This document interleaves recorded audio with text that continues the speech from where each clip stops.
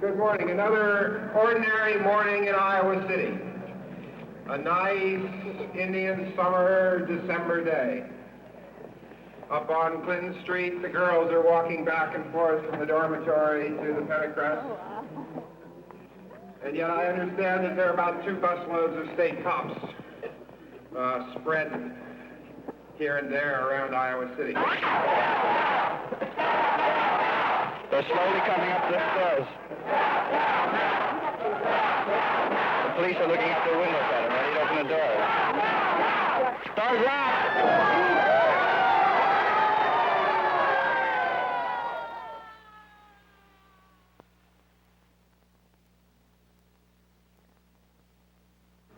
We went up the back way, and we were casually walking up the steps to the second barricade.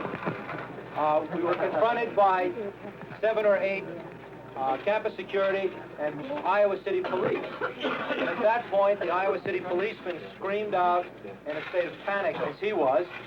And I don't know why, because we were casually walking up the stairs. No further! Nobody go any further! You're all deputized! And I thought I was a policeman.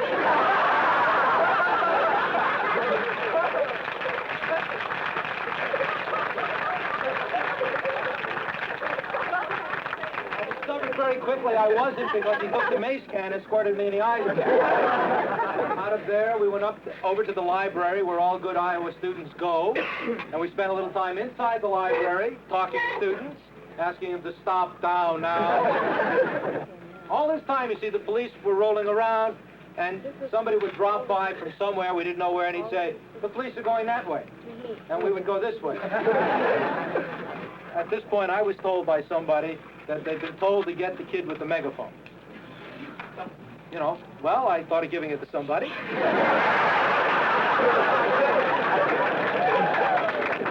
But there were no policemen around. So. Okay, these are the people that were arrested and the specific charges they were given.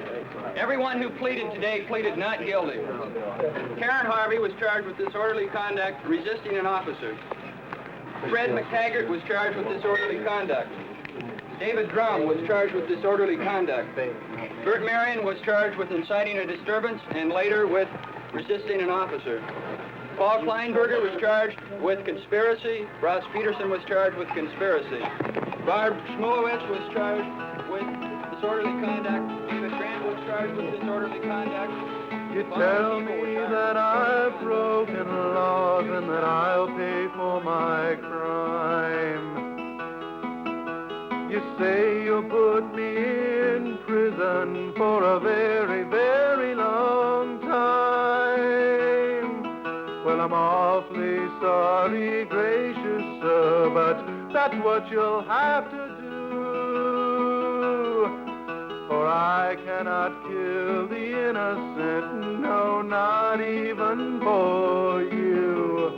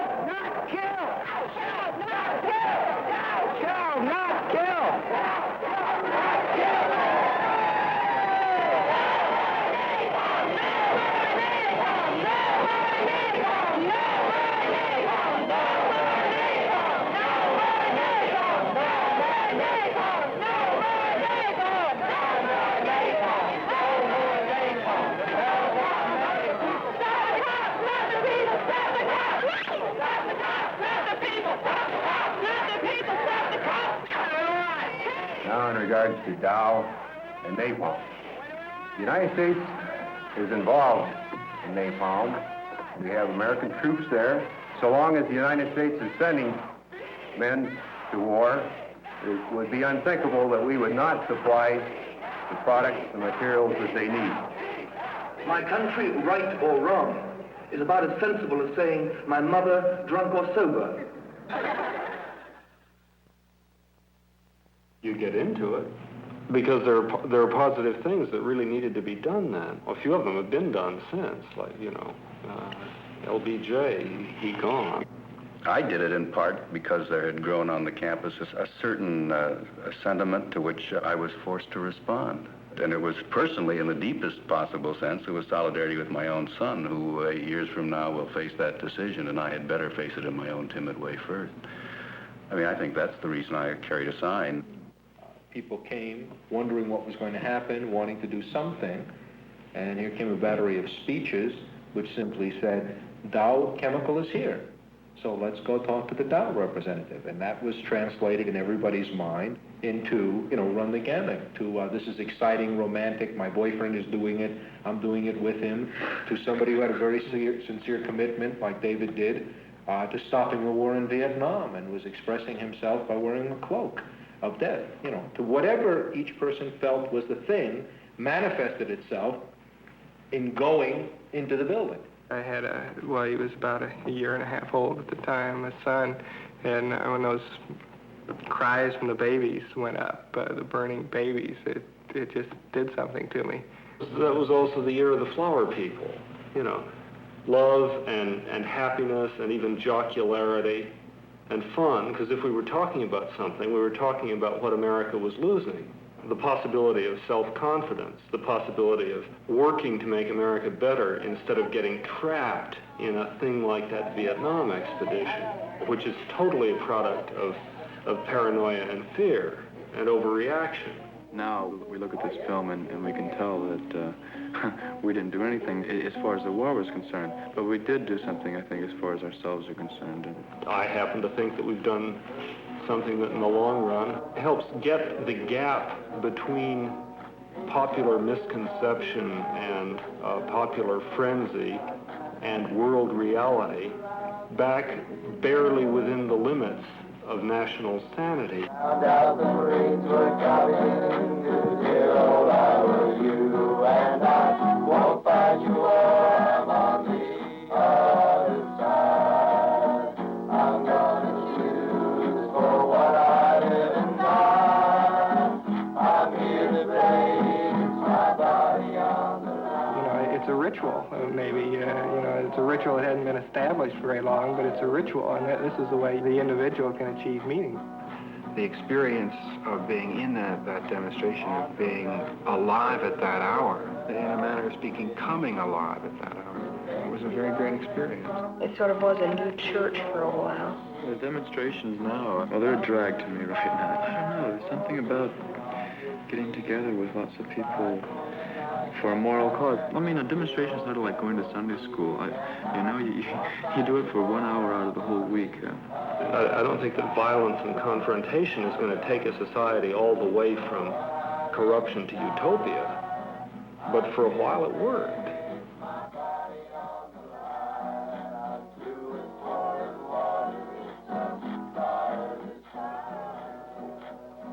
On December 5th, the Hellman thought he tried. Came down with stacks and contracts, unconscious to survive.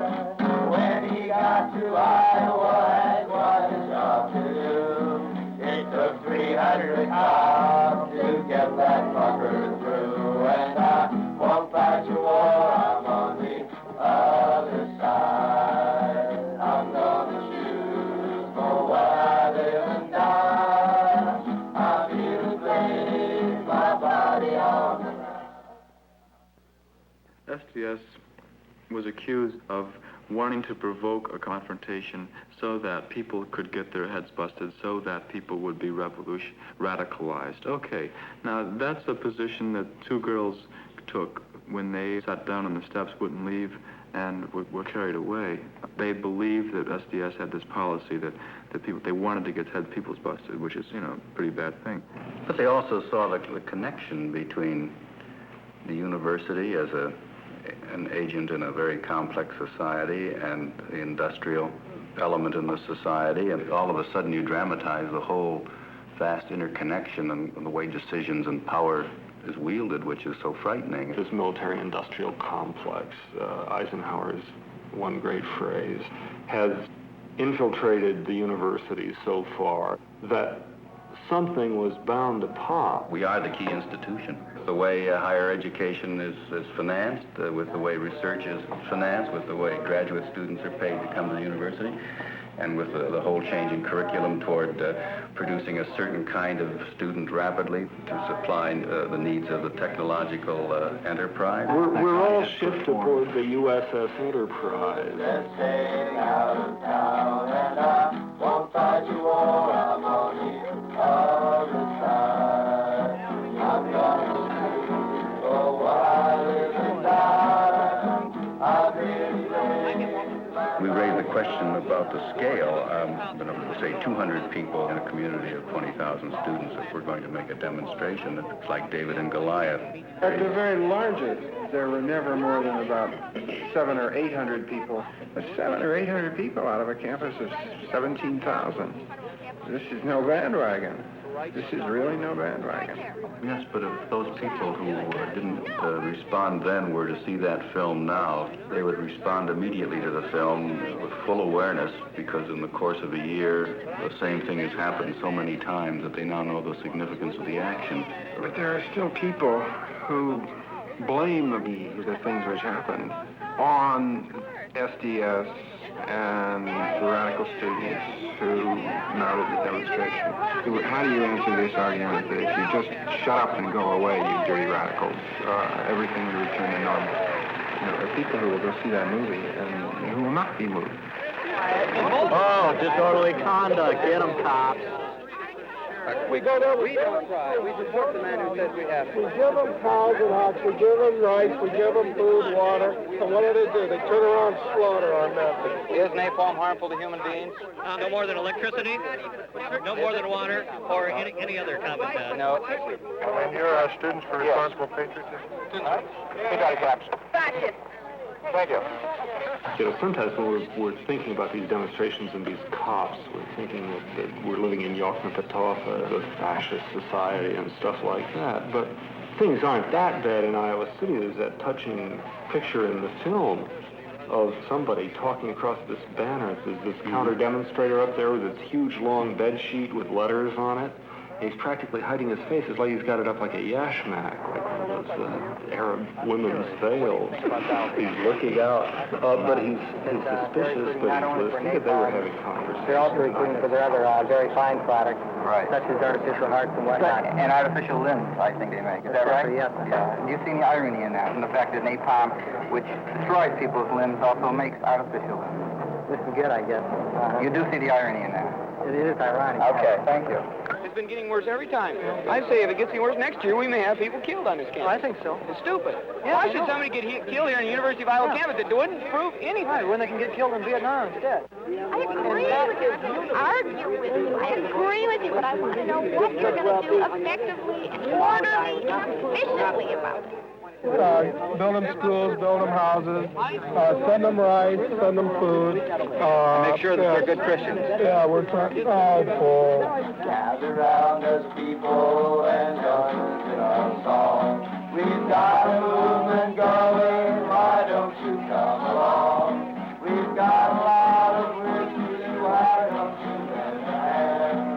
If everybody's understand, we're gonna free our land. And it just felt good to be with these people, knowing that they were behind you and that they thought that you were doing the right thing and that they were right along there with you, ready to be arrested if necessary. I see it on the film, and I see what a happy walk that was, and I hardly noticed that. You know, because the cameramen were sort of going along with the crowd, singing and swinging. Nobody knows who owns the cameras. We don't know whether they're friendly guys from the police. Nobody knows. Be aware of the number of tape recorders, and everything's being taped. Part of the problem is that we have informers in the group who've been blowing up any kind of idea that comes up, and apparently, the police are better aware of what we're doing than we are. They think we're highly organized.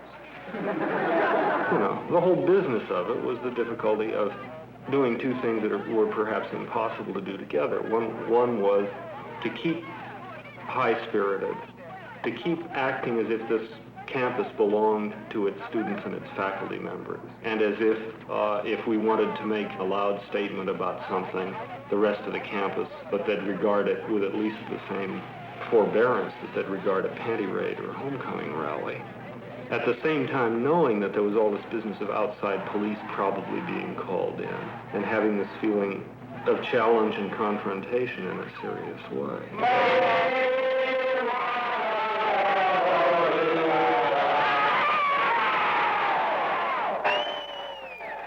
The whole idea of confrontation politics, it makes my insides go 100 miles an hour. I don't like it. I don't like what happens afterwards. I don't like, being in the hospital, getting my head sewed up. I don't like being in jail. I don't like having to go to court, having to worry about any of these things. But at the same time, I like it and I want it. It's hard to explain. I want what I think might be the results of it. I didn't have any real assurance that physical violence would get anyone anywhere. But I think when we look at the film afterward, having had this violence, we then see very dramatically the configurations which we may have been blind to before. I mean, we have a kind of confrontation of authority which is visible. We literally see top-down authority marching down the hill, and we see people who don't have any symbols of authority resisting. And I think this is both frightening but healthy to observe, to realize that there are people who say it's not impossible to act, even in our own impotent ways. We will take action and we will thwart as much as we can this tremendous octopus of power. You show the police for what their role really is. You show the public what their role really is, and you show what happens when you try to act rather than be acted upon. As long as this country is involved in Vietnam, the Dow Chemical Company will fulfill what it regards as its responsibility to this national commitment of a democratic society. Certainly profit or loss do not enter into this judgment because napalm is completely and totally insignificant to the Dow Chemical Company economically. So I don't believe it is the policy of this government to use napalm against civilians without a military objective.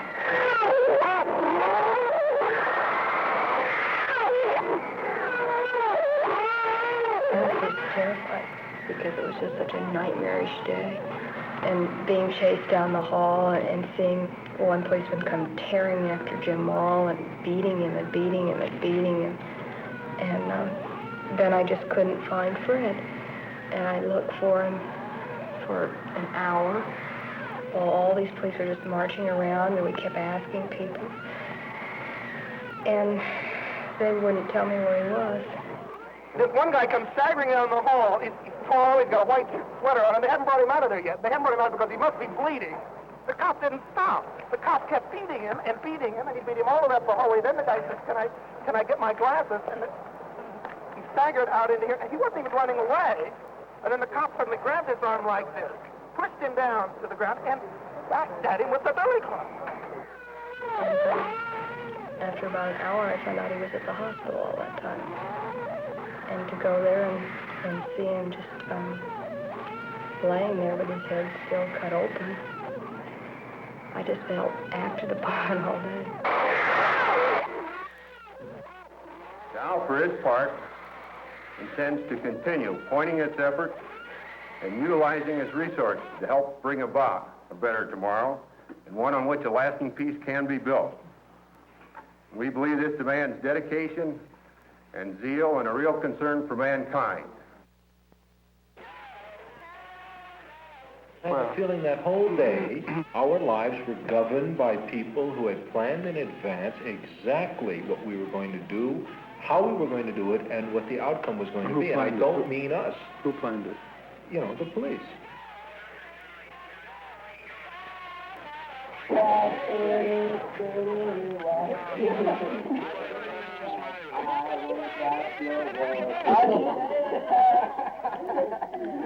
The police are the ones that always get pointed at, you know, as the bad guy. And these fellas would much rather be home. I don't think that's the case here. I think that the police are being used by the university to enforce the presence of Dow Chemical on campus. And you've seen the faces. Those faces are frightening faces.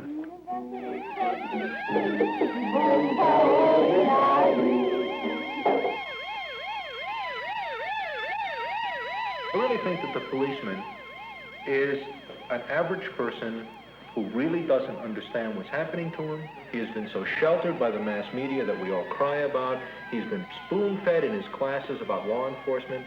And when he comes up against people who are trying yet another way, he can only react in the way that he's been taught. The policemen are human beings, like us. What Mailer said in Armies of the Night probably goes through their mind. He sees it as a class situation, and I imagine it was between not just country folk, city folk, but in a way that's true between students who are privileged and in that sense urban as against country people who are unprivileged, a real class issue probably venting itself. See, the Iowa City Police still to me are like country cops. I agree with you. Because when I walk down the streets of Harlem, where I was born and raised, you see, and I see the New York Tactical Police, two abreast every 50 feet, man, that gives me chills. Because that's an occupying army. And the Iowa City Police, you know, I can walk up to them and shake their hand and go have a cup of coffee, and it's like meeting my father on the police force. But they still use mace and they still beat people. Billy clubs, nightsticks, whatever you want to call them. They call them batons. It sounds better, you know. I think it did something to the police, whether we brought them over to our side or not. When I got up on the floor for probably the first time in my life, I was mad at somebody, and I was showing it. He's probably been mad all his life, and all of a sudden he felt a little bit shocked to what he'd done. Oh, wow.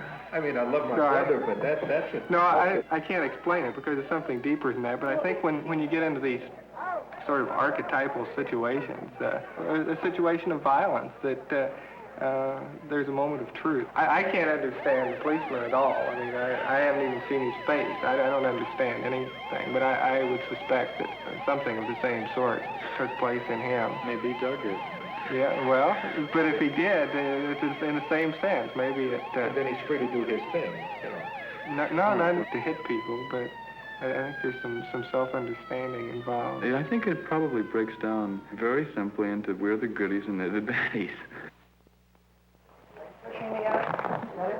You want to push me out? Why can't I bring in a sign that says peace on earth, goodwill towards men? Are you being thrown out? Yeah. You are? Why are you being thrown out? Because I have a sign with me. I said the sign is out, but leave it out. Come on, let's work you understand. All right. Outside. Come on, outside. They're not letting anyone in. Like the only people they're allowing in are those somehow connected with Dow. Get out! Get out! Get out!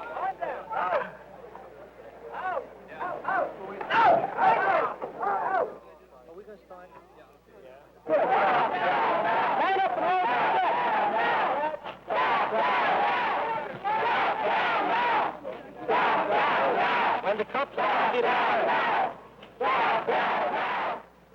The whole film is interesting to look at because you just couldn't see that happening this year again. It seems another different atmosphere this year. Wow, totally different. Yes, I can see that, but there's still ROTC, and there's still other things in which they could dismantle the university's relations to a lot of things, and they could perhaps bring their pressure to bear to change the inner spirit of the university. I don't mean destroy it, because I think that there is something to be said for continuity of institutions. Institution, just institution. Who needs it, anarchy, yay.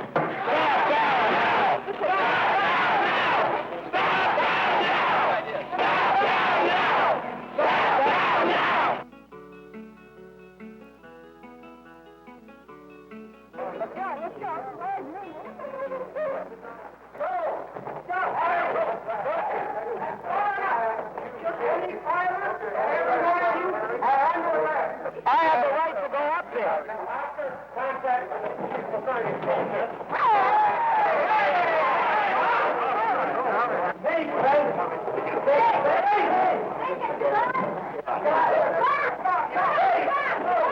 Rest of you people are back outside. Outside. Come on. There are no This one goes to a parallel. What are you doing? Start moving.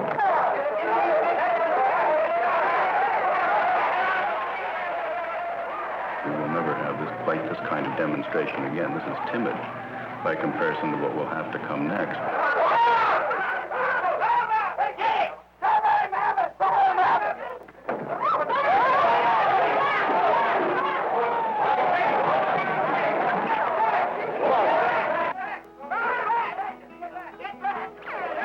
There are many more people talking quietly now, this year, a revolutionary belief or ideology than there were last year. These peace talks break down. There's no way of stopping it short of whatever the government of this country decides is the proper answer. I suspect it's all over for the left. Well, you probably see a lot more sabotage and real violent things happening here, and a lot of, I really do, think that would happen. There's enough people around right now who are ready to move violently against the government that I think that might give them an excuse. Although I think that just brings greater repressions and that we'd all be really in a bad way. People would start burning themselves here like they did in Czechoslovakia. You've already done it. Yeah, they've already done that. And there's nothing you can do, it seems. It's just nothing. I really don't know.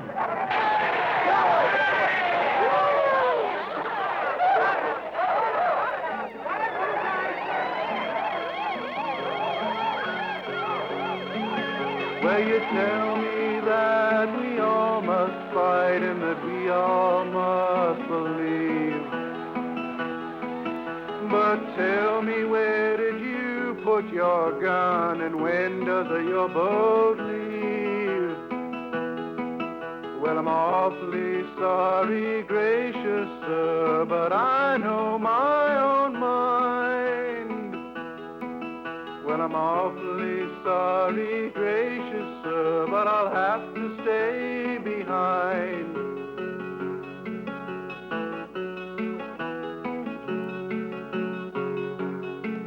Well, I know it's good for business, but I know it's wrong for man. And that's why I must oppose you in every way I can. Well, I know you've got the guns and clubs to beat me to the ground, but I hope you know that even so,